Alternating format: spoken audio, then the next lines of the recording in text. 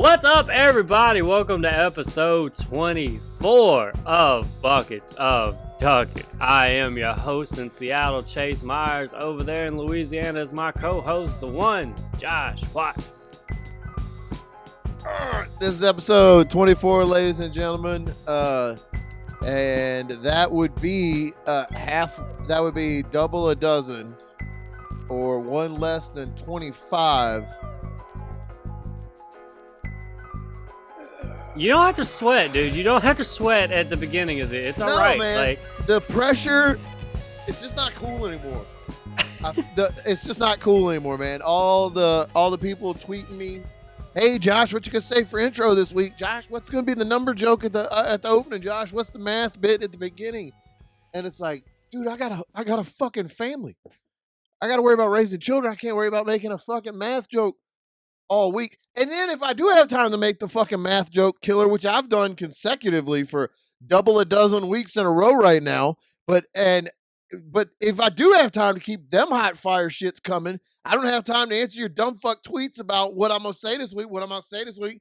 Subscribe and like and subscribe right down there at the bottom and see the math joke every week. Stop fucking tweeting at me. Guys, I'm an artist and a creator, but I can only put so much out into the world without getting anything back, you know? And you tweeting at me about what my math joke is going to be about, or how come we always wearing shirts or whatever in the videos, whatever. Like, that's just not... I'm stressed. I'm bringing a high level of anxiety to the show already. I have a new setup. I've moved the podcasting. I bought a desk from an 8-year-old today. He was selling on the side of the road? Yeah, he was out there. It was a lemonade stand, and I was like, I'll take it. Yeah, I just took the whole fucking I'll take that stand. I'll take one. And it was like, I never thought about how much that would be, and I was like, I'm going to tell you how much it's going to be, and I put it in the back of my truck, and I drove away. That's just good negotiating. That's just a good deal. Have you watched, or what do you know? This is going to be out of nowhere. This has nothing to do with it. Like, what do you know about Oscar Pistorius? Does that name ring a bell to you? The name does ring a bell, and I feel like it's probably something I should know. I recognize the name. It's Olympics. Yes, maybe? Yeah. It's the Paralympic guy that killed his girlfriend. Yeah. So supposedly, I don't do this like it was nothing. I do this as I'm not sure that he did it. I don't know. You don't have to explain your hands, okay? It's all right. Like, your hands are not on trial here. They can do anything. Oscar is. Oscar is on trial here. So I got super into him this week. There's a documentary on ESPN Plus. It's a 30 for 30. It's like a 4-part thing. And so I went from like kind of knowing about him to now he's just like all I've thought about for this entire week. Before watching that documentary, I would I'm a big sports fan, and so like I kind of knew like on the side that like, hey, this amazing athlete is running, he's breaking all these records with his his new made legs or whatever, and I'd kind of hear that, and then really what I knew of him was from Katt Williams, like that, which most of what I know of things come from Katt Williams, and so. I typically stop and figure out what Katt's got going on, but Katt had this joke years ago where he called him poor little Tink Tink, and just talked about how everybody bullied him because he was trying to, he eventually, it's true, he was so good as in the Paralympics that he was going to run in the able-bodied Olympics. And they gave him a lot of shit about it. America. Yeah, they gave him shit saying that his legs gave him a unfair advantage, and which Katt Williams' joke is exactly what everybody's saying. Like, are you talking about the motherfucker with no feet? Is that who you talking about? Who has the unfair advantage? Is him? And my other favorite line from that bit, by the way, is just the last place you want to be in a foot race is behind the motherfucker with no foots. Just, bro. All right, that's pretty good. Dude, I know you kind of look down on Katt a little bit, but I fucking love Katt Williams. I know a couple. I haven't seen a lot of his comedy.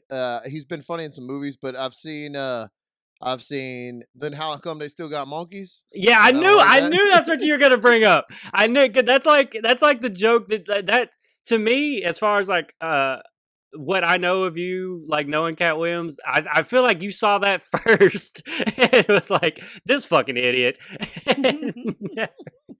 That, and then I saw, and then if I did decide to try to give him a second chance, the only other video that I know him from is one where some junior high kid beats the dog shit out of him outside in a park somewhere. Katt had some dark years, bro. Katt went through it, man. I don't mean to laugh at him, but bro, you can't be a millionaire. Like yeah, dude, you can't be a millionaire, world famous comedian actor and start a fight with a 12-year-old and then lose that fight. I totally forgot on the other about hand, that. What would have happened if he had beat the shit out of that kid, like paralyzed the 12-year-old? I think it would have been better than getting your ass beat by a 12-year-old. Like, I think, dude, you gotta. I'd rather be the villain than a pussy. Exactly, dude. If you're gonna play that game, you gotta play to win, bro. You can't go half-assing like a fight with a 12-year-old, dude. You gotta be ready for everything, dude. That was just absolutely not taking your competition, like not taking them seriously. He did not give them enough respect at all, dude. Bro? I like that video though. It's pretty. That's so funny. Katt, the monkey thing makes me laugh. So Katt Williams, the joke that Josh hates, which I mean I hate it too. It's one of the, I think Katt has a lot of great takes. That one's one of his dumber ones, which is just basically the if evolution is real and we came from monkeys, why are there still monkeys? And then everybody lost their mind and it was crazy. And I hate that joke. I've actually heard Kathleen. It's lazy. I've actually heard Kathleen Madigan do the same joke like years before, but like the way she did it was like, I'm a dummy, I don't understand, like people tell me we came from monkeys, but why are there still monkeys? And go ahead. I'm very familiar with Kathleen Madigan, and I'm not 100% sure why. I think she was on like. I think she was. I think she was on. I think she was on those old Best Week Evers. Was she on those? Or I believe so. That seems right. Last Comic Standing, was she on a season? Yeah, she was on Last Comic Standing. Okay. She made it pretty far. And she was on that. Sirius Radio for a while. And doesn't she have a really good bit about the post office or stamps or not understanding how the post office works? Yeah, how they make money. Yeah. All right. Yeah, I like her a lot. Yeah, no, she's great. But I heard her on her Comedy Central Presents, like back in the early 2000s, do that exact same joke. And so it was just funny to hear like her spin on it, or like the way she did it, which was like, you know, I'm kind of dumb. Why are they still monkeys? That just don't make sense to me, right? But Katt's is such a way where it's like, you dumb motherfuckers, there's still monkeys walking around. We ain't evolved from monkeys. It's such a different like look at it, which is why Katt's is the worst on that. Yeah. So Oscar is man, that was tough, dude. This dude is like he for sure murdered his. Yes, yeah. So he ends up going to jail, but it's one of those documentaries where they let you believe for a long time that it makes sense that it worked out the way he told. So the way he tells the story is like and they set it all up. Wait, isn't it some old bullshit where like he heard a noise, so he just started shooting through the door and hit? I got you. So he sleeps in a completely dark, blacked out place. That's what he's always done. He covers up any little light on the alarm clock, stuff like that, whatever. He's got these fans. He's got these fans that are just so loud. These fans are so loud. And he wakes up in the middle of the night, girlfriend next to him. He goes to move the fans for some reason. He needs to move them from where they are. And they're so loud, he can't hear anything. His girlfriend gets up, goes to the bathroom. He's dealing with these loud fans. He can't hear anything over these loud fans. Here's a window, like in his bathroom. He hears it slam, whatever. And he goes, "Oh shit! Somebody's breaking into my house." Goes stubby run over. Don't forget, he got no feet. He's got no feet. He goes run over. Flipped up on his hands and ran. Nah, he can walk on the stubs. Like he can. It's literally for real. Yeah, like Ooh. Yeah, and so because it's like, I mean, it's literally he doesn't have much. I like how I'm like saying how, I mean, he really shouldn't be complaining. It's not that much of it. It's not that much of it, but it is just like his feet. Like he basically, I mean, it goes down to like his calf, you know, and like was it an accident? Like and so. And so, oh no, he was born with the problem, and then like they amputated his feet before he was 1, so that way his parents drank or whatever. Yeah, his parents were like, I don't want him to have feet. I'm taking his feet. No child of mine's going to be walking around here acting like he's better than me. And so South Africa, but same thing. And so Pistorius is a Kentucky name if I've ever heard it. So, he hears the window. Oh shit! Somebody's breaking in the house. He goes. Stubby runs over to his gun, gets it, goes down the hallway, telling his girlfriend, "Girl, call the cops! Call the cops! Somebody's in here. It's not safe. Call the cops! Call the cops!" She then. This is his version of the story. She then, who's in the bathroom, he doesn't know she's in the bathroom. He thinks she's in the bed. He never once stopped to be like, hey, she didn't yell back to me or, confirm anything or, nothing. And she, so like their bathroom, like the toilet has like its own little like door, like, it has the toilet room, I guess. And so we got one of them.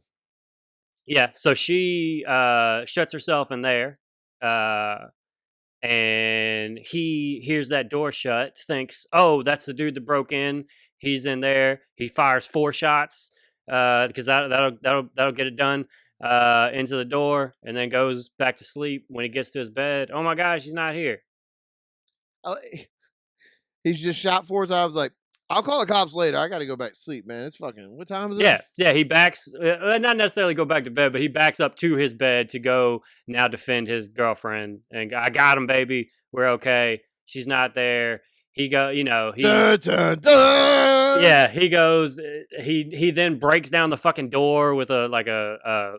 This is how different. Like to us, it'd be like he grabbed a baseball bat and knocked down the door. Now this dude's in South Africa, so he grabs a cricket racket, cricket stick, mallet, a cricket hammer, and just starts swinging it at the door.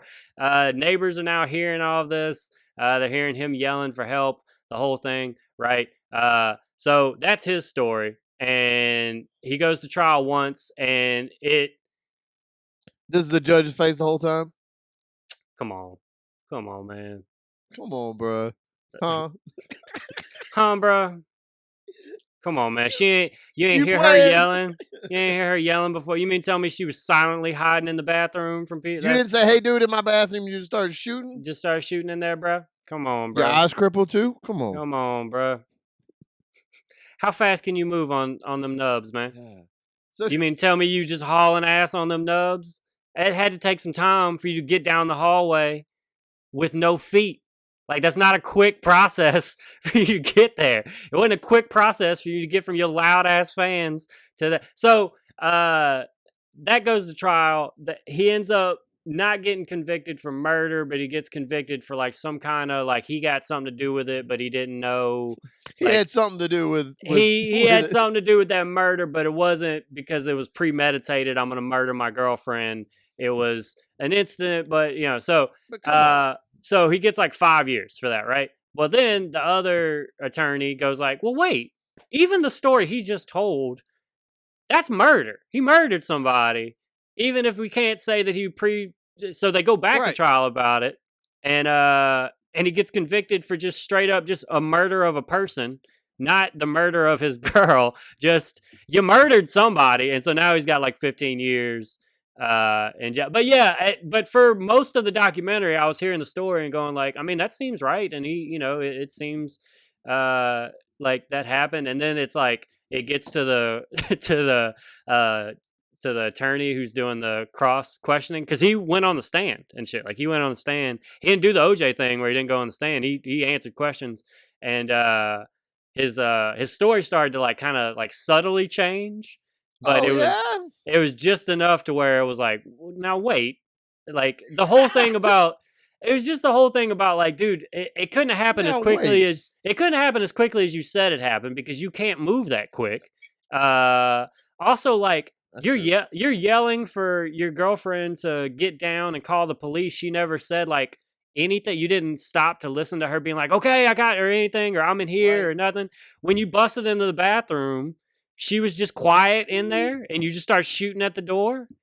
You Yeah, had to have something. heard. She had to have yelled or something for you. Yeah. So, yeah. But it's just stuck with me all week. I've just been thinking about poor little Tink Tink, and I just, I can't believe I watched that whole documentary and not one bit of Katt Williams. Like they missed such an opportunity. He Cat could have should have. played something. He could have narrated the document. You know what I'm saying? Like that would have been great. You get Katt Williams to narrate the documentary.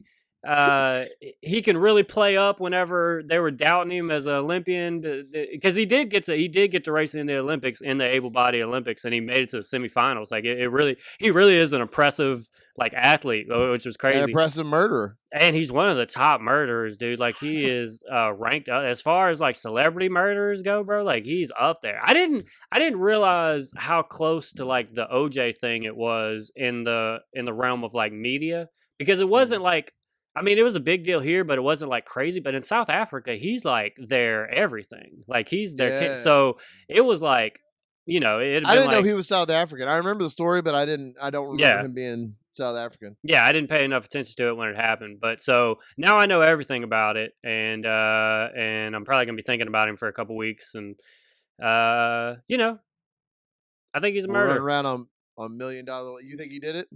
Yeah, I do. Like literally, it was like the last episode convinced me. Oh, okay, yeah, because just the beginning of it, you got to tell the story of how he's this amazing athlete who overcame this disability and never treated it like a disability. And so you start pulling for him. And then like, and then he murked somebody. Yeah. And they literally like, how most of those type stories or whatever, there's like little things put in early where you like see like, oh, he got in trouble for this, or he's kind of a prick, or like, like the OJ story. It's like, yeah, before he murdered her, the cops were called like 12 different times for her saying that he beat the shit out of her or whatever. Like, like there was like something before. Allegedly. Right, there was gotta watch out, big OJ's coming for me. Gotta watch out for the juice. And so but this wasn't really like this. Like all they kind of had was they had one time like him on a video with a bunch of friends and they were shooting guns and like this gun blew up a fucking watermelon and he was jumping around like a giddy, like school child or whatever, just all excited. That's gonna be my girlfriend. It blew up the watermelon. It blew up the water. This gave me a great idea. And, and so you see him shoot the watermelon, then he's like, a thought bubble pops up.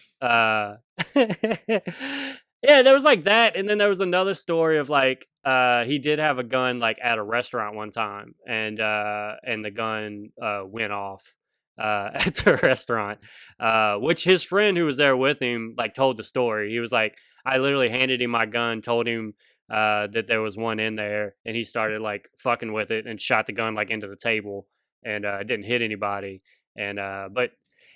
So they ask him about that while he's on the stand, and he starts kind of like backtracking that. And he was like, oh, it was an accident. I accidentally did all this stuff.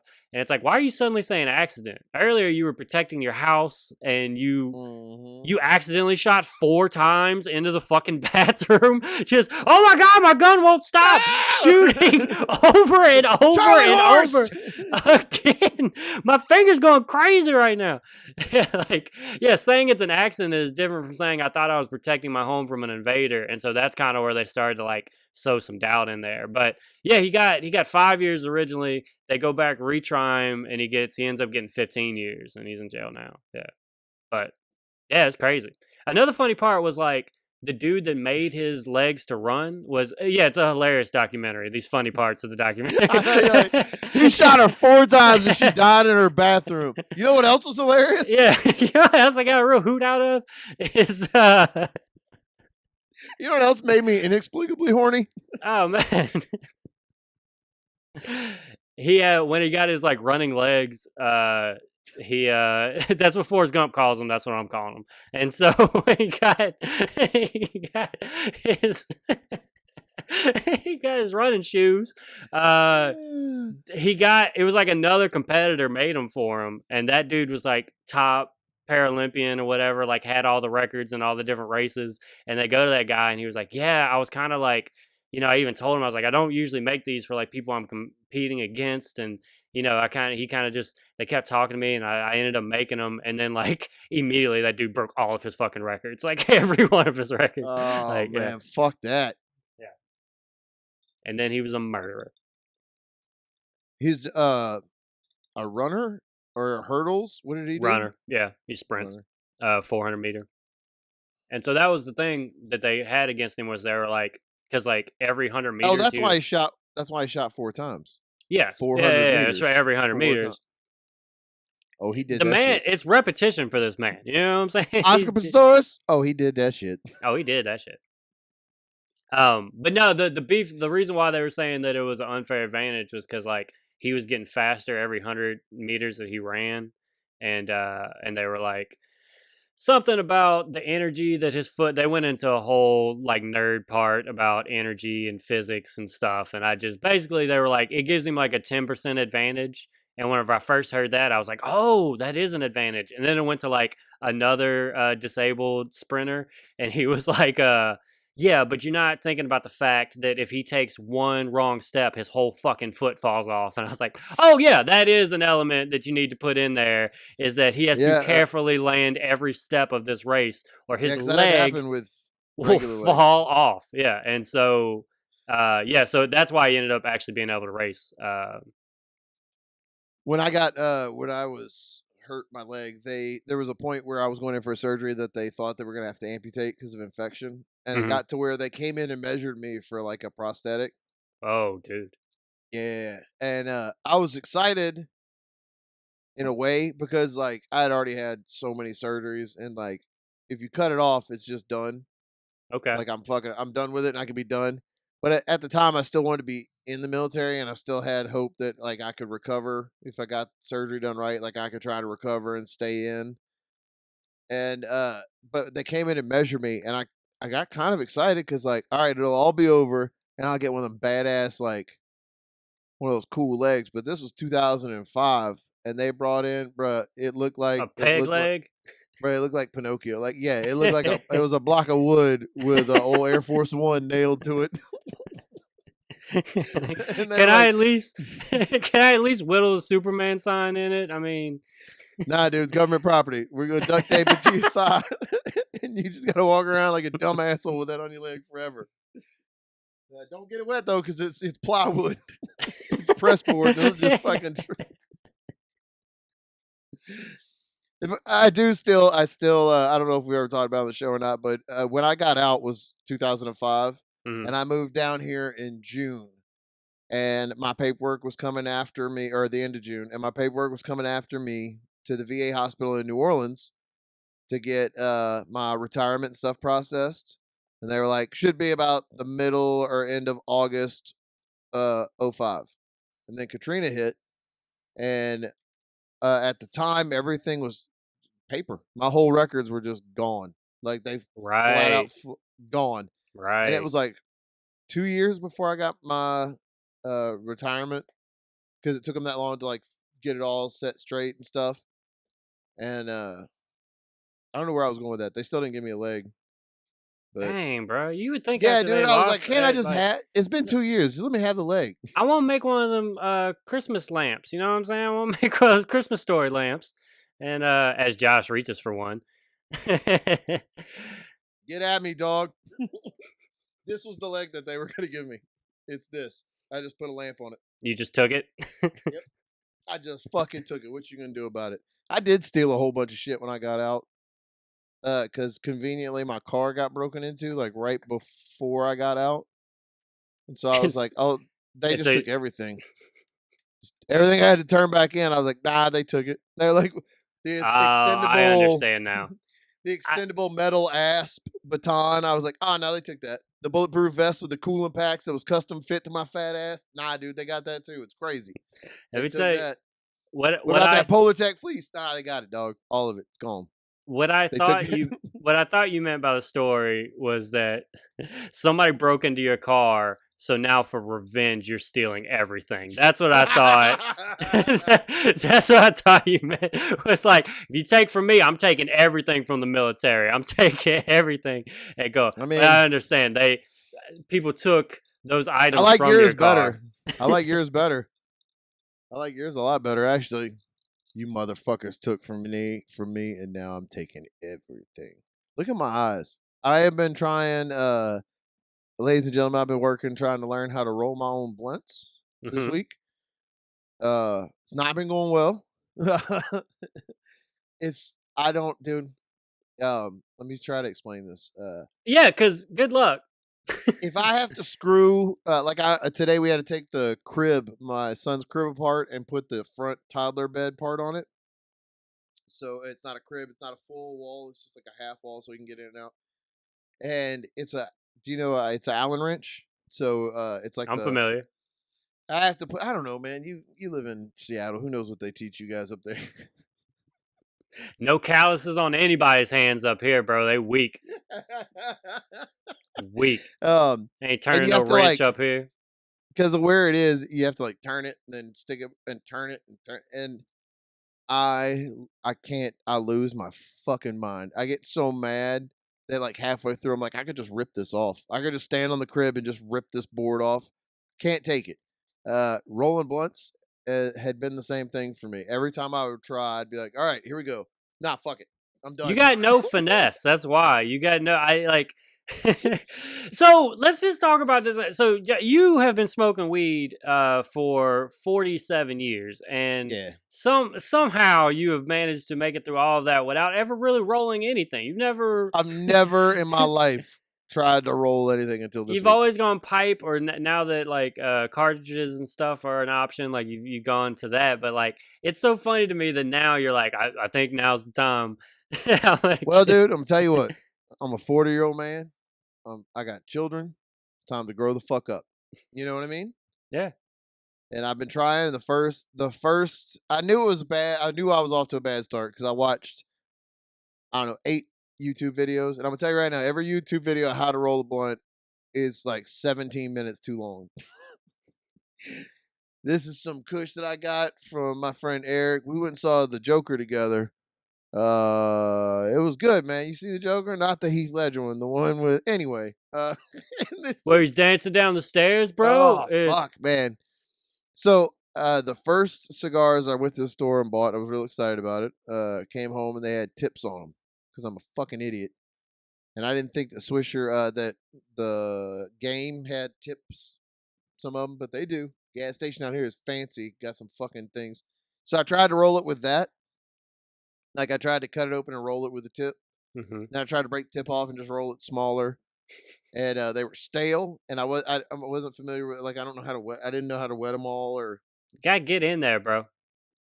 well, some of the videos they assume that you're buying good cigars. Like, nah, dude, I'm buying 89 cents for 14 of them at a gas station. You give me whatever I can. Gotta lick them up. And so I got one that rolled and stayed lit, and I was real happy. I went through 4 reps I know it's before I crazy. finally got one I just that can't was believe like you didn't do decent. this at 19. You didn't do this at 17 years old. You Nah, did. You dude, like. at 19, I was in Afghanistan fighting for the freedom of this country. I didn't have time to smoke blunts because I was smoking terrorists. And I rolled them bitches tight too. No, I don't know how I ever, like, it was always somebody had it already rolled or whatever. And then when I really got into smoking was when I started hanging out with you. And I mean, Chase has like 15 blunts on him in a pocket at any given time. He just pulls them That's out. true. And I finally got one rolled that lit and stayed lit, and I was super proud of myself. And it's so much better. And then the next one was better than the one before, and they just like steadily kept getting better. But That's the I have thing about trouble. blunts. It never gets bad. It's always better. Your life is just gonna get exponentially better every day. People are gonna do this to you now that you're rolling your own blunt. They're gonna go, but you waste a lot of. Shut the fuck up. I don't care I about don't the want to hear waste it. of weed. Dude, I want to sit there and let this bitch slow burn, It's the and I want best. to tell stories, and I want to relax at the end of the day, It's and the I want, best. yeah, I just want to puff. I want to puff for a while. That's what I want to do. I don't give a shit about how much weed that might be wasting versus a pipe. A pipe I don't feel is cool. Okay. The main reason I did it, I like my Sherlock pipe, but the main reason I did it, No disrespect to your Sherlock. I realize how much butane I'm sucking in when it's on a pipe, and every hit is the lighter right in front of it. And I'm just trying. I don't know. In my head, it's healthier. Gotta get that hemp wick, bro. So I've been trying. Look, I'm looking. I thought about it. And then I rolled a blunt and forgot about it. That's part of it But too. That's also every part one of of them has gotten better, and but my backyard was starting to smell like, because I was just dumping the tobacco into my garden, and my dogs run on it, stomp on it. So like my whole backyard smelled like pineapple, grape, game cigar tobacco or whatever. it. Yeah. And then I found out they make fucking cones Yeah. with filters, because I wanted to start getting filter, because I always one of the main problems I had was I ground it up too fine for the blunt. Like it wasn't a little chunky. It was super, super fine. And then every puff I would just suck down a whole bunch of weed. So I wanted a filter. And then I found these fucking, dude, you just drop that shits in there and twist the end, and boom, you're fucking done. Yeah, It's changed the game. I can now roll a blunt, and I got cones, so I don't have to roll a blunt. I'm a new man. I'm New a new you. man. I listen to NPR. All up from here. I drink cognac. I fuck with the lights on. Shit, man. I eat sorbet instead of ice cream. Fuck. It's fucking real, dude. Brand new man. Look at you. Brand new man. All right, so here's how I'm going to defeat Coos Bay. I've thought about it. And so November 6th and 7th, ladies and gentlemen, if you are in anywhere in Oregon, come on. Please help me. You can sit out in the crowd and talk to people. Oh, man. Up there doing his thing. And so, November 6th and 7th, the Mill Casino. Our buddy Morgan, that we, we neglect, that we big fucking baby, that we give a hard time to, but we love him. Him and another comedian, Vaughn, they're coming up to Vaughn Vayon. Yeah, man. They're coming up to Seattle to visit. And so just to visit you, or just to visit Seattle? Or? I guess I just wanted to check it out. I'm assuming I have something to do with it. I don't know. They're coming together? Yeah. Yeah, they know each other. They butt buddies? They touch butts. They touch butts every now and then. They touch butts. I knew it. They touch butts every now and then. And like you told me this, but for real, you told me this the other day, and I didn't even put it together till just now that they're going, like they're both not. Vaughn didn't just decide to go to Seattle at the same week Morgan did, independently of each other. This was a planned thing together. And it just dawned, like you just said that, I was like, fuck. I guess they do know each other. Yeah, man. They came up in the same scene together at the exact same time. So. Yeah, right. I've been at the same show as both of them 300 times. Right. So right. I guess they do know each other. Fair enough. Yeah. They're gonna come up here and hang out. You gonna put them up? You gonna put them up and get them a hot five? No, I can't. And no, both of those. So and then also we have a friend Allie who is from Baton Rouge. She for some reason moved up to Vancouver, Washington. I don't know. She moved all the way up here and then moved 2 hours away from Seattle. Allie's one of the sweetest people in the world. Allie's fantastic. Yeah, but that's not what we're talking about right now. We're talking about what a dumb shit move it was to move up Vancouver, here, British Columbia. Yeah, no, there's a Vancouver, Washington, and so man, you moved to the knockoff Vancouver. You moved to Vancouver, not even the real one. Allie, come on, what? Yeah, and so Vancouver, Washington. She's basically in northern Oregon. She's closer to Portland than she is Seattle, and so they were gonna come up there. She's closer to the fire that used to be Portland. Right. Yes, of what we used to know as the city of Portland, Rip City, the smoking crater that used to be. Yes, and so she moved up here, and so they're gonna go stay with her for 2 days, and then I got to pass through there anyway. So the three of us, and then like think like her roommate or something. They're all going up there, but I'm making them. They're all going to go to all fucking 4 shows, and they're all going to sit up front, and they're going to laugh. Like people are going to be like, "What is going on?" Like I'm piping. I'm Steve Hofstadter in this whole thing. I'm planting people, baby. I'm packing the court. I don't give a fuck. All right, I'll answer the question, and that's what I'm doing. Okay, I will defeat you, Coos Bay. I will earn your love, You're not even gonna if win. I have to fake it. If I have to fake it, I will walk out of this goddamn casino victorious. Okay, I have took too many L's from you, and I'm not playing. I'm done. I've tried to play fair. I've tried to make it on the merit of comedy alone, and you You didn't won't let want to play by those rules. So guess what? I'm bringing 4 people from Louisiana, and I'm sitting They're their gonna laugh asses as right fuck. up front, and they're going to laugh real good. And I'm recording it, and it's going to And sound they like gonna a throw laugh track.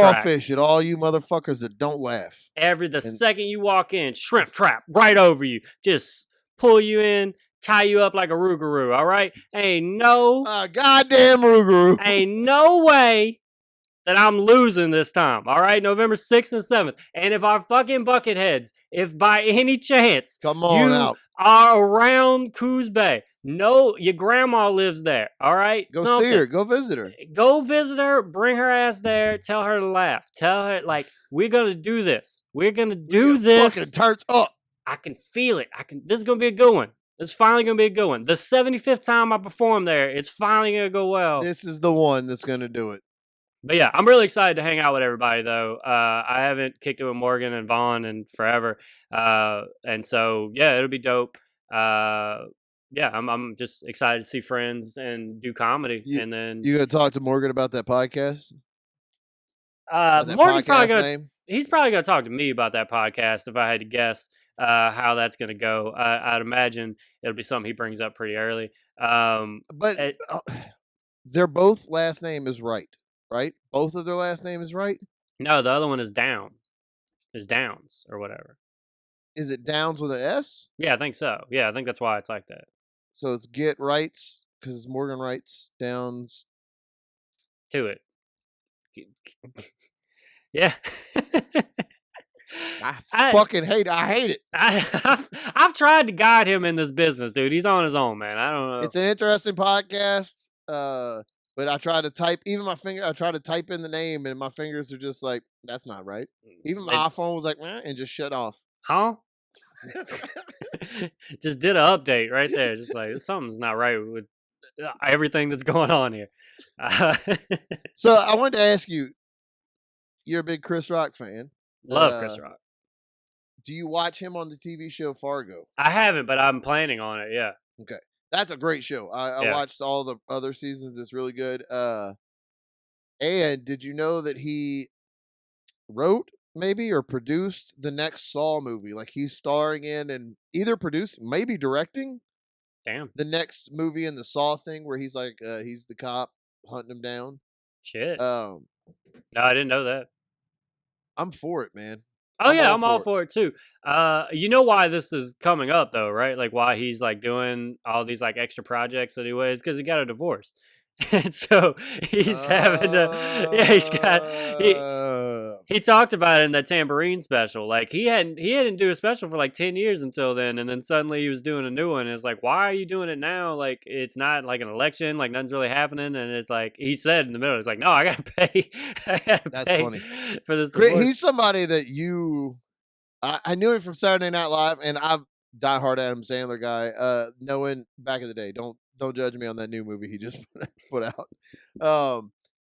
But that's pretty much what I knew him from. And then you always talked about a stand-up, and I watched his specials, and man, he's fucking great. I love Chris Rock. I like him in movies. I've seen a little bit of him in this Fargo.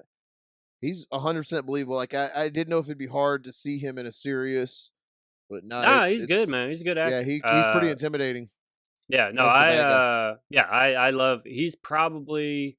I go back and forth a lot on like who my favorite comic is, and I mean, if he's not one, he's two. Like I always Chappelle is so hard to argue with. Chris Rock, Nate Bargatze, and Dave Chappelle.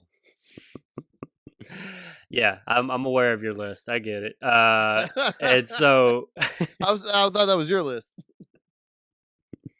Oh, the biggest influence my whole career. I'm just gonna do everything that he did, just on a smaller Best scale. person I've ever seen 6 months ago. Yeah, it just influenced your whole career. I know what it did for you. I know it really, really affected who you are as a comic watching that.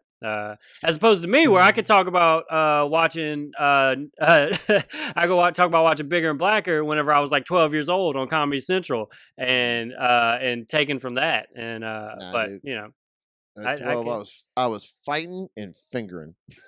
I was watching Bring the Pain and and learning about tossing salads. And There's no sex in the champagne room. That's a good song. Is it? I thought it was hilarious at the time, but that was like, it came out right around.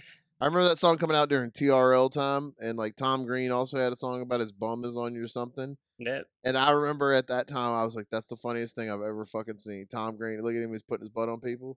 He put the cow's dick in his mouth or whatever. That's fucking hilarious. Look at people are always trying to put Chris Rock in rap songs. I mean, himself, he's trying to. So he had like the champagne thing.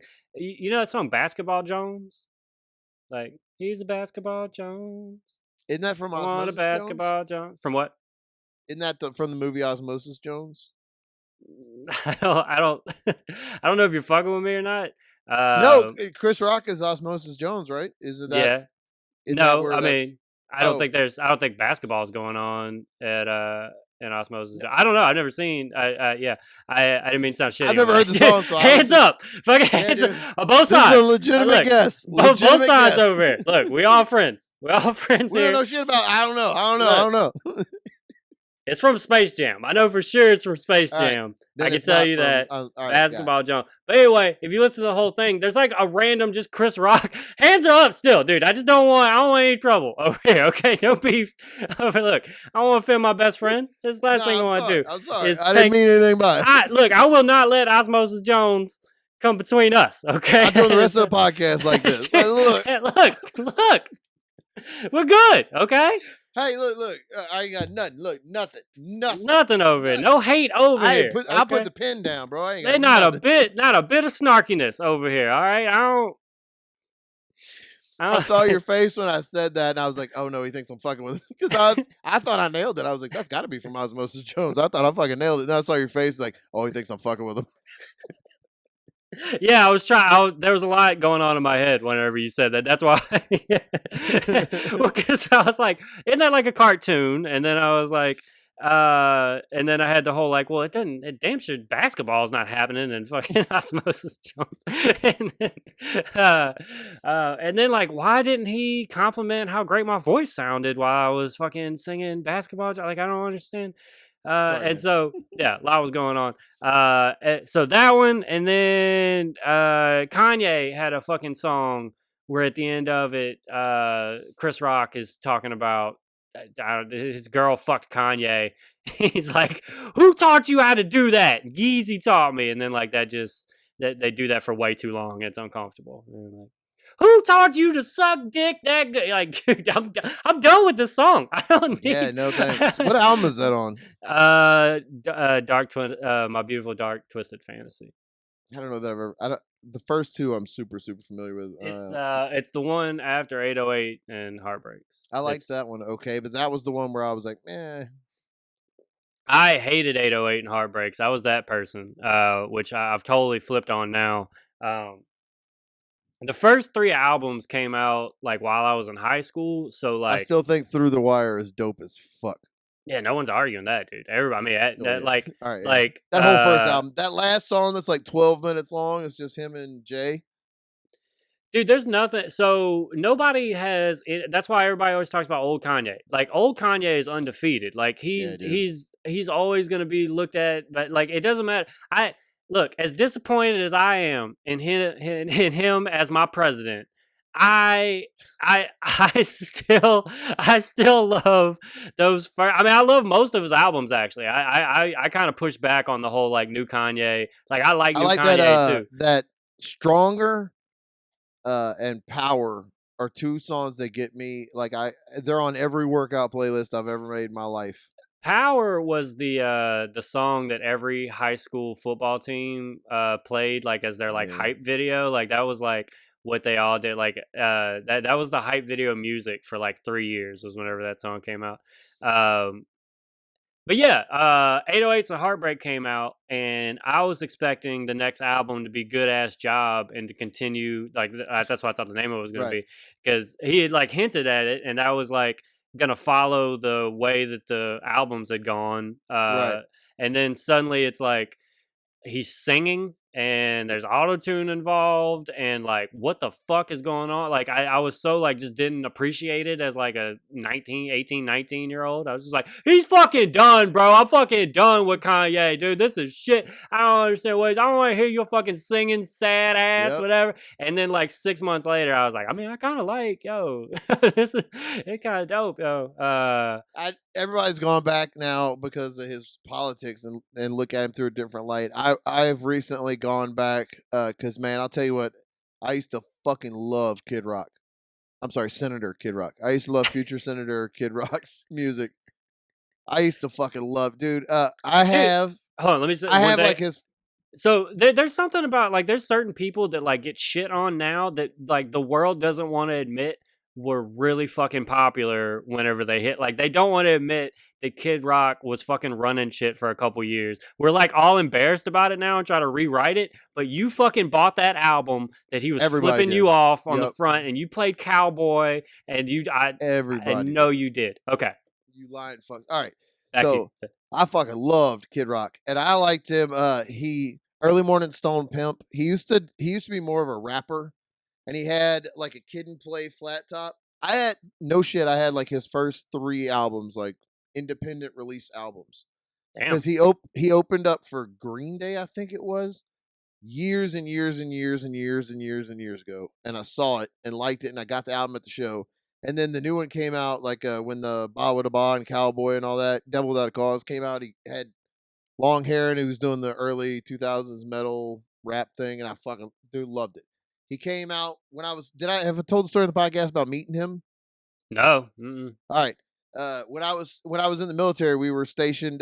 We were on our way to Afghanistan. We stopped off in Spangdahlem or Ramstein, Germany. One of the Air Force. Dude, bases I'm gonna fucking fact check. So one of the Air Force bases in Germany. And while we were there, Kid Rock and Toby Keith were there flying somewhere boots in asses.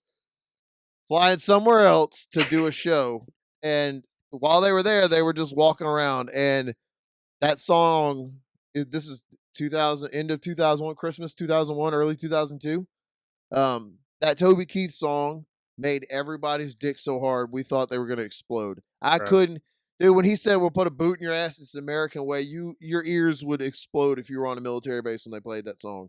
Bro, just unfucking believable. For another side of it, if you were in middle school in Denham Springs riding the bus to school and that song came on, a bunch of 12-year-olds stood up and like saluted, and like same reaction, dude. That song had all of us ready to fight. Like I was coming to help you, bro. Like I was on my way to help you, because I don't even like country, but I was like, that fucking man said we're putting boots in asses. It's the American way, and I'm a confused young man. Our cage and all, yeah, dude, I'm mad right now too. Yeah. And he's saying stuff that sounds angry. I'm on board. Well, they were walking around the dorms and stuff, just drinking and fucking walking around, hanging out. And Kid Rock was like walking into people's dorm rooms and playing guitar with them and just hanging out with them. And I know what he is now, but then he was the coolest motherfucker around, because this is all kids getting ready to go to war, like for real, getting ready to go to war, and you never know what's going to happen. And this dude, who was at that time, whether America wants to admit it or not, you lying fucks, everybody loved Kid Rock. He was like one of the biggest stars in the world at that time, and he was just walking into people's dorm rooms and playing guitar with a group of people and giving them beers and stuff. Cool as fuck. He was teaching people how to play his songs on guitar, like just a real cool dude. And then on the way out, like as he was leaving, getting on a plane, he turned around and yelled "White Power." We were like, "Oh wait, God damn it, fuck, bro! I knew it." I was just really hoping that this trailer trash cowboy. Toby Keith was right beside us. He was like, you know what? Let's put a boot in his ass. We were like, it's the American way. And then everybody fucking went nuts. We love Toby. He'll never let us down. But you were talking about the Kanye. I liked Kid Rock. He wasn't my favorite, but I liked him, and I bought his albums. I still have a thing where if it's a band I like, I will go buy the actual CD. Still? Yeah, I do, just to support them. Like 311, anything Mike Patton does. All right, maybe that's it. John Mayer, I still Jack Johnson. Like I buy people I like, I'll still buy. There's Here Come the Mummies, just to support them. Like to What up, mommies? Oh, it's the best fucking band in the world.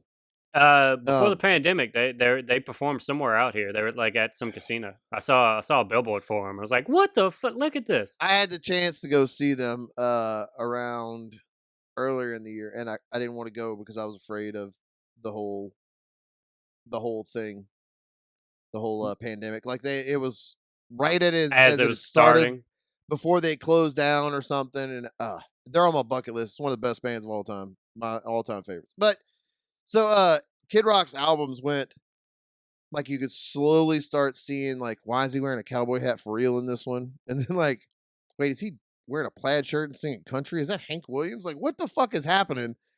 Like the whole first part of his career was like basically Run DMC, Beastie Boy stuff, and now he's this guy, and then now he just wears a MAGA hat and a.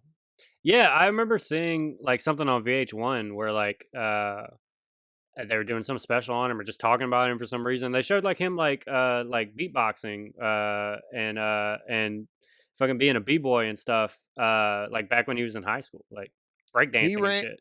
He went out on stage and rapped with Run DMC when they were inducted into the Rock and Roll Hall of Fame. Because is it Run that died? Reverend Run? No, not Reverend Run. Jay. Jam Master Jay. Jam Master Jay. Sorry. No disrespect. Hands up. Hands up, guys. Hands up. Look. Fucking know. Hey. We just want to be friends. I mean, have a conversation. Look. Maybe give you a little laugh. Buckets of Duckets ain't looking for no trouble, right? We just came here. We trying to podcast. That's all. We ain't want no trouble. We love Jam Master Jay. But he rapped with them, and they were recently, like not that long ago, they were asked in an interview. DMC was asked, you performed with Kid Rock. What do you think about blah, blah, blah? And he was like, man, people are entitled to their opinion, but fuck them. Yeah, I totally get that. Man. I felt like that for a couple years now. There's just been all these disappointing, like it's just every time you find something like a celebrity that you liked is like a super MAGA head, it's just heartbreaking to me. Well, so many things change from 20 years ago, and then like there is a level of like if you were famous, that like in Kid Rock's situation, if you were famous 20 years ago, just the environment was just different. Like he probably was saying a lot of similar things back then too. We just didn't it didn't alarm us the same way that it does now. Probably we so, didn't yeah. like. I bet if you went back, it's probably not as like, oh, he was this. What I mean, maybe he was, but I'm saying like I bet there's a little bit more. You could see it coming, like, but we just didn't see it through those eyes back then because just the world was different. Like right. 20 years. I didn't even think of that. There's a Here Come the Mummy song where they sing about and I've never realized it when I first listened to the song, but the line is, there is a heavy metal man and a tranny from Japan. And the song came out in like 2002. Mm-hmm. And if you buy it now, it's changed. They took the word tranny out completely to, I don't remember what it is, but they just changed it. And you can't even, like if I re-downloaded it because I got a new phone and the word tranny's gone. Like even on old, if you go buy the album, not the new version, it's gone completely. Yeah. And I've stopped listening to him. That was a breaking point for you. What did I know you were joking about it. So what did I was 100% joking. Yeah. That was a word. That was an educational moment thing for me. I did not, this sounds real stupid, but I didn't understand that tranny was offensive, and I would just say it like in front of fucking people. Like now it makes my stomach turn to think how I just fucking said it all the time. And then finally we were doing a house show and another comedian from New Orleans, Ben Hoffman, came up to me and was like, hey, I don't know if you know this or not, but, and then like actually explain to a dumb Denim Springs dude that you don't say that. And I was like, oh, whoops. And now I can't even fathom. That was just a word. I don't know. I can't fathom No, that that's I would something just say else. it all the Yeah, no, time. that's something else Not that all the people. time, but you know what I mean. Like I Dude, didn't every think it was a fucking bad word word. you said, bro, it was just nonstop with you, dude. Like, I told a bit. There was a woman that worked at Big Lots that I made out with a lot one night, and she was transitioning from a man to a woman, mhm. and my friends were really freaked out by it, and I remember like I was 19, 17, 18, 19, somewhere in there, so it's like 98, 99. And I just remember like she was gorgeous. And Yeah. so I was like, I don't know, man. She Hey, was hot. And I made out your with her heart's like an hour pure, and a man. half. Your And heart's Big Lots, pure. dude, who cares? Your vocabulary is off, but your heart is in the right place. Rose that worked at the Big Lots on airline in Baton Rouge around 2000. If you listen to this, I mean, I got a couple of kids on wife or whatever, but Use a smoke show. use a smoke show. Yeah, this sounds stupid, but you're from Denham. I for real have I lost a friend because I wasn't bothered by that.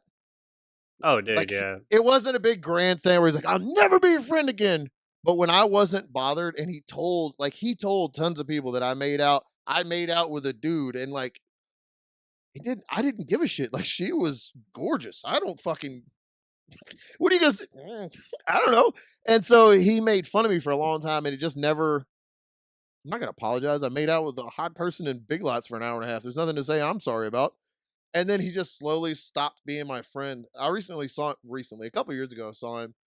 And I said, "Hey, what's up, Greg?" And he was like, and it just kept going. He's like, remember when you kissed that dude? Remember you made out with a dude 20 years ago? Hey, this guy right here. Made out with a dude. He doesn't even care. Yeah, man. In the small little world of Denham Springs, that was the year I graduated high school. So you're still real close with all your high school people because you don't realize there's other people in the world yet. Yeah. And in that small circle, it was a big deal that I don't know that I didn't care. Yeah. No, I know. I got in a couple of fights over situations such as this. Yeah, man. It's so much better to not care about stuff like that. Like, I can't imagine. Like, there's nothing in my life that angers me to that level. Like people who are homophobic or racist or whatever. Like, man, that's got to be tiring, bro. Like, Yeah. and it's so much, and it's so much easier just to be like, we're all people. It's like we good. Like, when that I don't know. You can free yourself up to so many different hobbies and stuff. Start a podcast, man. We were just talking about Michelle and I were just talking about that. We're like, I see a lot of the people that I grew up with that I was close with. Like, my ex-wife is kind of a horrible person. Oh yeah, but not liberal. Okay. I don't know how Trump she is, but and I just think like, what is it? Because I don't know, what is it? What caused me to be? Would I still feel the way I do now? Would I be as liberal as I am now if I hadn't left Denham? If I hadn't, is it the people I surrounded myself with? Is it getting into comedy?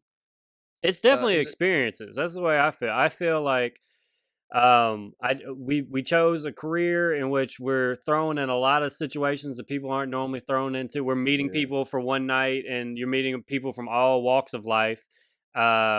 And it just allowed, and then also just the fact that so many comedians are talking about their life on stage, and you hear these bits and you hear what they go through, and so all of that informs it. And then like it just depends on how much you want to be accepting to other things. Like some people just get so like, I understand the world this way, that they don't want to take the time to learn what other people go through. And so I just have a hard time understanding that aspect of it, I guess. I'm saying all this because a guy that I kind of friends with went on a big rant about pronouns and how offended he is when people ask him to say. It was like a huge, and I have never if you want me to call, whatever makes you comfortable. That seems so much more tiring of being like, angry about it and be like, "Can you believe it? This asking me to say they and them or whatever." You could just go, "Okay, I'll refer to you as they." Like who gives a shit? Just say it. Like, what's the difference in if I meet you and you tell me that you want to be referred to as they, or that your name is something? Like, you're still telling me what is it? like what to If it call you. makes you feel comfortable, what difference does it make? And I mean, this dude went on a long rant, and then in the comments, even people were like, "So what?" And he was like, "No, I'm not changing everything." Like, dude, Jesus Christ, who cares, man? Dude, it shouldn't affect your life even a little bit, dude. And not who cares. I care, because it's not asking for much, man. That's really not asking for much. And the fact that you won't even bend that little bit is just such a shit lack of respect. I don't know. This is not good for comedy podcasts. Look, gotta get real every now and then. We're getting real about it. I don't know. I think about that guy. I think comedy has done it, because even in the Louisiana, deep down south, comedy is very liberal. There's not a lot of conservative comedy. There's not a lot of, in general, in the world, like Owen Benjamin. Yeah, and how's that working out for him? Like,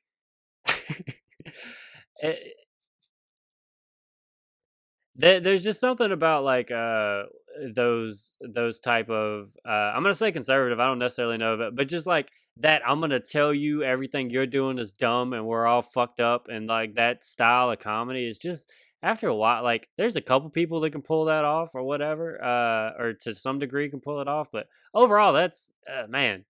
Like, I think you said it the best. It's tiring to be that angry. It's just about. I wanted to be like, when I first started comedy, I was inspired by Greg Giraldo. He's one of my favorite comics, and he. That's so funny to hear, knowing you now and hearing your comedy. Yeah, it has, and so he was very much like, he talked about current events. He talked a lot about politics. He talked 100 miles an hour. He was like kind of a rant comic. He was just a fucking genius. Like, he's just a really good joke writer. And so, because he was like considered like rant comic, I was like, I'm going to be a rant comic. And then what I learned is, to be a rant comic, you got to know things. And you gotta have opinions about things, and you gotta know that the thing that you're saying is actually the correct way to look at it, or at least is interesting enough to where you have to give it a thought and go like, "Oh man, I never thought about it that way." Like how Bill Burr just went on SNL, and man, that was so great. Like how he just went on SNL and went at the whole like white woman thing or whatever. You guys sit down right next to me and take your talking too. I fucking love Bill Burr so much. Yeah, like he can do that. He can rant about those things. I would never have been able to make that point. That was not something that I could ever touch on. But it was such a There's a big difference when the ranter is a 19-year-old kid who's done 3 open mics, or somebody who's like Greg Giraldo. Wasn't he a lawyer? He's like a very well educated. Yeah, he's a. Most of the rant comics, like Lewis Black, they're very well educated, intelligent people. Right. They've had life experiences to draw upon to go with that. Yeah. And so me just stepping up there thinking I was going to tell everybody how the world works or whatever. Like, it just was like, man, I'm just going to talk about donuts and about pants and stuff like that. Like, that's more fun for me. Like, that's more my style than changing anybody's mind about things or really like putting my views on people. Let's talk about Bill Burr, man. So, man, that was great. It was interesting to see. I couldn't believe he took that. I mean, of course he took that. Actually, I shouldn't say I couldn't believe, but like, if I'm doing SNL, second episode, you're not working out new material. I'm not. Well, I'm not even taking the stands that he took. I'm going like, let's, I'm just making my normal jokes or whatever. He like very much had like, I'm making a point here of, I'm gonna try to take something that you don't think is funny, and I'm gonna just keep hammering it, and hopefully by the end you'll see my side. And that's to what hear he did. A comic like not getting over, and then saying plowing ahead in an SNL monologue is fucking beautiful. Yeah, dude. Also, like, it just shows like how much comedians, even great comedians, like we need to be able to get up on stage. Like, you can't just walk up there after not doing it for months and months and it be as sharp and like. And by the way, he was great. I'm not saying he wasn't He's sharp. fantastic. But you could tell that it just seemed like a beat missing than normal, just because he would have done that set 20 something times the week leading up to it to run it over and try to make sure everything worked or exactly how he wanted to go about it. Or instead he had to kind of, I'm not sure how he worked that out. I'm assuming he, he's Bill Burr. He probably just was like, I can fucking handle it. I've been doing this forever. That's probably what he did. I think he just dropped a podcast actually with the one he does with Bert Kreischer, and I saw a little teaser. I'm pretty sure they talked about it, so that might be the first time I check in on that podcast. Yeah, I might have to check that out. I love Bill Burr. I'm not Bert Kreischer's not. I'm not super familiar with him. I lump him in with Joe Rogan, so I don't really. Yeah, our buddy Travis from Longville loves him, and he like paid for a ticket for me to go to a show. That's the type of person Travis is. Travis thinks it's like, if you don't like somebody, he thinks it's funny to like go all out for you to like see, like how he did that with you with wrestling, where like you hate John Cena, or at the time hated John Cena, and he's like, I'm gonna buy you a bunch of John Cena stuff and buy you front row tickets to watch John Cena. You're like, all right, man. He took me to a Monday Night Raw, bought me like a delicious dinner beforehand. The only thing was I had to wear the like $300 in Cena merch that he bought me because it was going to be on. He thought that was the funniest shit in the world. I could give a flying fuck if I'm wearing a Cena shirt. I'm like third row at Raw, watching with a belly full of steak, drinking beer with my buddy Travis, and he thinks it's the funniest prank in the world.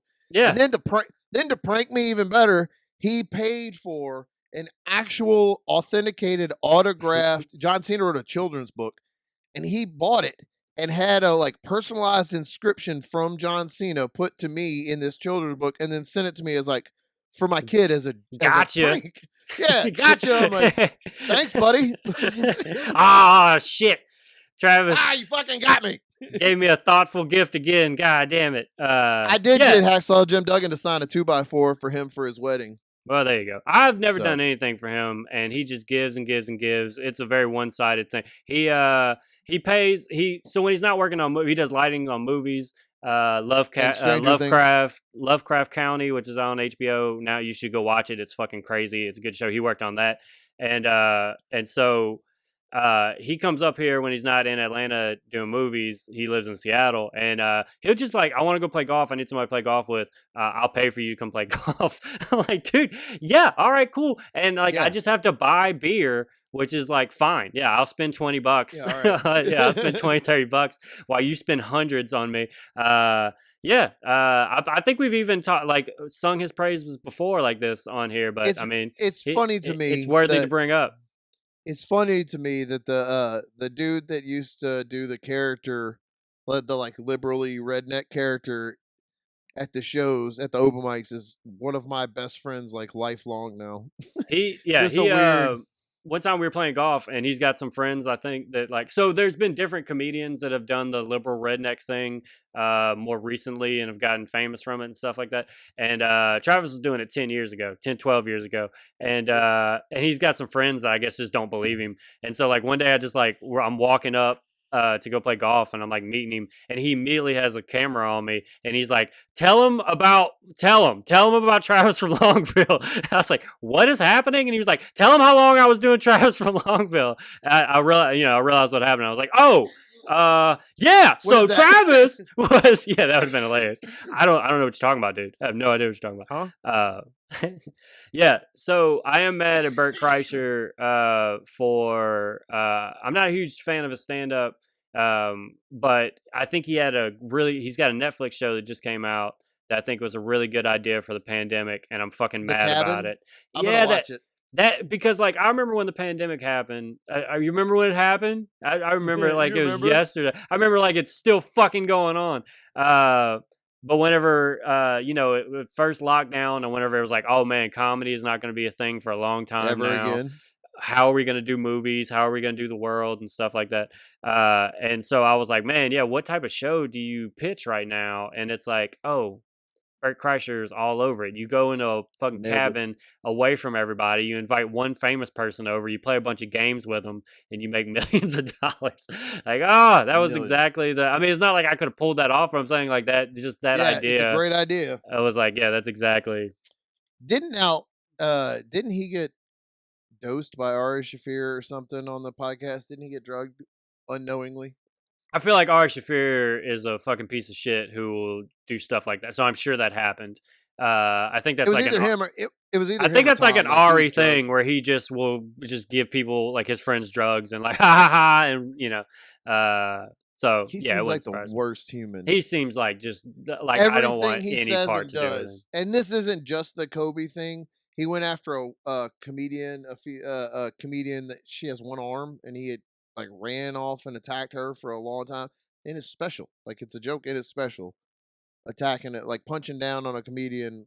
Dude, he used to do these YouTube videos called The Amazing Racist, like a parody on The Amazing Race, and he would just like be like putting fried chicken in black people's faces and shit like that, and then like whenever people would punch him, he'd be like, "Bro, just fucking put like it's just a joke." Like he would just go be racist to people. I didn't know that. Yeah. Every time I see, who showed me that? Morgan showed me that. That's the type of person he is. Fucking figures that he watches. He's probably in it. Let me pull these up. They're in my favorite section. Hold on. Yeah, it was there immediately. It was on while I walked in the house. He was just playing it. Beating off, playing it. Every time I see those fucking prank shows, like where somebody blows on the back of somebody's neck in a Walmart, and then I hate prank shows, dude. I hate prank videos, and I hate how many people share them, how little effort goes into them, how popular they get. I fucking hate them. But I hate reaction videos more than anything on the internet. Do you know what I'm talking about? This is going to be a big moment for us. If you say that you like them, I'm going to fucking. There's a few reactors that I've started. I got. Nah, dog. Let's debate. What are you doing? You get. So I enjoy. Here, I'll tell my story. I'm not scared to say that I got into a YouTube craze. Okay, I'm a couple 2 months ago. Some like twins. Just recently? Yes. Yeah. Yes. What the fuck? By the way, I have a history because whenever we did the episode where we named our five Watson writes get right downs to it is what the podcast is gonna be because I'm fucking done. I'm done here. Watts writes get writes down to it. Trust me that I'm not watching trash. Okay, you have to know that I'm not. Okay, so. And I've made fun of it too. All right, whenever we did our 5 favorite comedy specials, you're already getting. I knew this day was coming. One day, I saw it coming this week. You've been like tweeting, like your anger with it, and so I knew at some point you're going to bring up that you don't like. So, when we do our 5 specials, right? Our 5 favorite specials, episode 5 of this podcast, which you guys should go check it out. Josh just lists legend after fucking legend on his 5. And so, I'm starting to look for clips because we put clips of the specials in there. For that episode, and I kept running across motherfuckers reacting to stand-up, and I was getting so mad. I was like, I don't give a fuck to watch you watch stand-up or whatever, which, by the way, I haven't budged on that. I don't like the watching stand-up ones. But 2 months ago, there's these 2 twins that went viral because they reacted to Phil Collins in the air tonight, remember? Oh, okay, all right, yeah. Yes, and they went crazy whenever the fucking drum hit, and I was like, that's funny. And I was like, well, I started like reading comments about it because I was like looking on Twitter, and I just saw person after person being like, man, I really like these 2 kids. They got like a good heart. They like genuinely try to listen to the music, that, whatever. And I was like, oh, okay. And then somebody was like, here's them reacting to Little Red Corvette. And I was like, I fucking love Prince. I named that episode of this podcast Little Red Corvette. And so I was like, well, I'll watch that. And I was like, well, that was pretty interesting watching young eyes experience these songs that I love. And then next thing you know, I'm 3 weeks in of just subscribing and liking every fucking episode and watching them. I think I've watched every fucking one on there. And then that led to I also will watch freestyle videos and stuff, like rappers freestyling. And then that stumbled me on to some other fucking dude that he reacts to freestyle, and I just kind of like watching him freak out to bars, and so I got those two that I've kind of given to, but they're music related is more. Yeah, those don't count. Those okay. don't count. Then I'm not talking about where a video goes viral. We're still friends. Okay, we're still cool. We're cool. We're friends. Yeah. Just look. Hands we up. Want no trouble. No trouble. Hands up. No trouble. Look. I'm talking about the ones where like a video goes viral, a comedy video, like a dog pisses into a fan that blows on a baby and everybody laughs. That's hilarious. Baby got pissed on by a dog. Everybody, millions of views. And then some dude does this exact Zoom setup where this over on this side is the video, and here is him going, oh, and then that gets 8 million views. And like he sells ads and makes money off of it. No, I hate that. And like I hate that. And the screenshot for the episode is always like for the people listening, Josh. Oh yeah, for the people listening, I grabbed my beautiful mohawk and I acted shocked and appalled, like way cartoony animated emotion to describe Macaulay Culkin face. What they usually do in the screen caps for the YouTube videos. No, I was very defensive because as I started getting into I don't count the music ones. Yeah, I started to get nervous. I was like, oh my God, do I like reaction videos? What is happening to me? No, because I was going to wait and see what you said to tell you that I have wrestling reaction videos that I watch. Fuck you. Where people see like wrestling fans today see like old Macho wrestling Man for the first time, or like old wrestling fans see new stuff for the first time. That one's usually funny because they're usually like, ugh. Right, they hate it, yeah. But no, I was gonna let you lay your soul out there before I decide if I was gonna get on that train with you or not. Because if you had said something dumb, I'd be like, nope, every one of them is fucking dumb. I hate it. Especially the wrestling ones. Especially the wrestling. I don't even know if they make wrestling ones that I've seen before. I bet they're dumb. All right, man. Let's end this. Or we're gonna have a 4-hour podcast.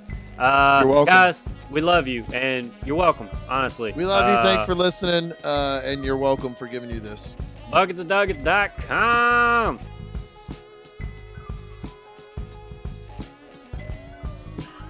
Bye.